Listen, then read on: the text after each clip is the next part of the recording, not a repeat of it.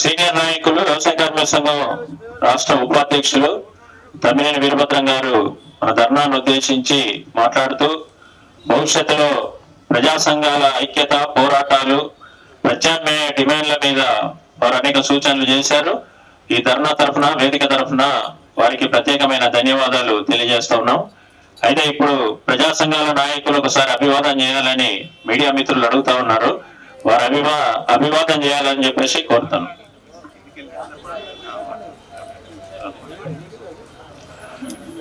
మిత్రులారా, అభివాదం ఒక 2 నిమిషాల తర్వాత.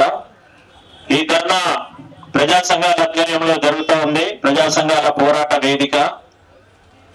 బడ్జెట్ అనేటువంటిది మనందరికీ తెలుసు. ఇది జమా ఖర్చుల పద్దు. సాధారణంగా అందరికి అర్థమయ్యే పద్ధతిలో చెప్పుకోవాలనుకుంటే ఆదాయాలు ఎక్కడి నుండి వస్తాయి, ఖర్చు ఎవరికి చేయాలి.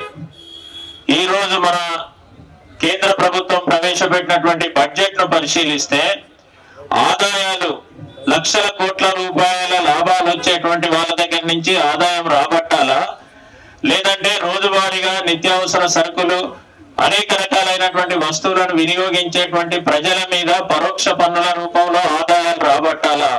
ఈ రెండింటిని మనం పరిశీలిస్తే లక్షల కోట్ల రూపాయల లాభాలు ఆర్జిస్తున్నటువంటి సంపన్నుల మీద, కార్పొరేటు కంపెనీల మీద, స్వదేశీ బహుళజాతి కంపెనీల మీద ఈ కేంద్ర ప్రభుత్వము ఎలాంటి పన్నులు కూడా వేయడానికి, కొత్త పన్నులు వేయడానికి, కొత్తగా ఆదాయం రాబట్టడానికి సిద్ధంగా లేదు. అంటే దీన్ని బట్టే మనం అర్థం చేసుకోవాలి, ఇవాళ సంపద సృష్టిస్తున్నది ఎవరు, దాన్ని అనుభవిస్తున్నది ఎవరు.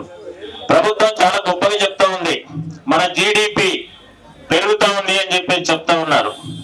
అంటే మన స్థూల జాతీయ ఉత్పత్తి ఇది ఎవరు సృష్టిస్తున్నారు? శ్రామిక వర్గం ఇవాళ జీడిపిని సృష్టిస్తా ఉంది. ఫ్యాక్టరీలో పనిచేసేటువంటి వర్కరు, పొలాలలో పనిచేసేటువంటి రైతు, వ్యవసాయ కార్మికుడు, అడ్డా మీద పనిచేసేటువంటి నిర్మాణ రంగంలో పనిచేసేటువంటి కార్మికుడు, వీళ్ళందరి యొక్క శ్రమ ఫలితమే భారతదేశంలో ఇవాళ జీడిపి పెరుగుతుంది తప్ప ఆదాని అంబానీ పెట్టుబడి పెట్టినంత మాత్రాన ఇవాళ ఈ దేశంలో జీడిపి పెరగదు అనేటువంటి విషయాన్ని ఈ సందర్భంగా మనం అర్థం చేసుకోవాలి. మనలాంటి శ్రామికులకు, శ్రమ చేసే వాళ్లకు ఈ బడ్జెట్ లో స్థానం ఏమిటి అని చెప్పేసి ఒకసారి మనం ఆలోచన చేయాలి. ఇవాళ 26,000 రూపాయల కనీస వేతనం, అది కూడా అన్ని ట్రేడ్ యూనియన్లు అడుగుతున్నాయి కాబట్టి సరిపోతుందని కాదు, దాని ఊసే లేదు. ఇవాళ గ్రామీణ ఉపాధి హామీ పథకంలో పనిచేస్తున్నటువంటి కార్మికులకు వేతనం పెంచాలి అనే డిమాండ్ ఉంది, దాని ఊసే లేదు. ఇవాళ నిరుద్యోగం, ఈ దేశంలో నిరుద్యోగ సమస్య విపరీతంగా పెరుగుతూ ఉంది. ఎడ్యుకేటెడ్ అన్ఎంప్లాయ్మెంట్ 2 నిమిషాలు మాట్లాడుతుంది. ఎడ్యుకేటెడ్ అన్ఎంప్లాయ్మెంట్ ఇవాళ 13% పెరుగుతూ ఉంది. అసంఘటిత రంగంలో ఉపాధి పెరుగుతుందని చెప్తున్నారు, 3% మించి పెరిగిన పరిస్థితి లేదు. అంటే సంపద సృష్టించేటువంటి వర్గాన్ని పట్టించుకున్నటువంటి పరిస్థితి ఇవాళ ఉంది. అందుకని ఏదో సామెత చెప్తాం, వడ్డించేవాడు మనవాడైతే ఏ బందీలో కూర్చున్నా పర్వాలేదు, రావాల్సిన అన్ని మనకు వడ్డింపు జరుగుతుంది అన్నట్టుగా ఇవాళ ఆదానీల అంబానీల ప్రభుత్వం కాబట్టి వాళ్ళ సేవలు ఈ ప్రభుత్వం ఉంది. అందుకే ఈ బడ్జెట్ ని మళ్ళీ పునరాలోచన చేయాలి. ఇప్పుడు కేటాయించిన ప్రతిపాదనలన్నింటినీ సమీక్ష చేయాలి. ఇవాళ శ్రామిక వర్గానికి మేలు జరిగేటువంటి పద్ధతుల్లో ఈ బడ్జెట్ ప్రతిపాదనలు తయారు చేయాలి. ముఖ్యంగా మధ్యతరగతి ఇవాళ 2 రకాల ఆదాయ పన్నులను కొనసాగిస్తూనే ఉన్నారు. మరి ఎందుకు సంపూర్ణంగా ఒకే రకమైన ఆదాయ పన్నులకు తీసుకురాలేదు? ఈ 2 రకాల ఆదాయ పన్నులు లెక్కలు చేస్తా ఉంటే ఈ 12 లక్షలు అది మనకు పెద్ద ఉపయోగం కాదు అనేటువంటిది కూడా నిపుణులు చెప్తా ఉన్నారు. ఇవన్నీ రేపు పరిశీలన చేయాలి. అందుకని ఇవాళ కార్పొరేట్ల మీద పన్ను వేయకుండా ఏ రకంగా ఈ దేశం ముందుకు పోతుంది అనేది కూడా ఆలోచించాలి.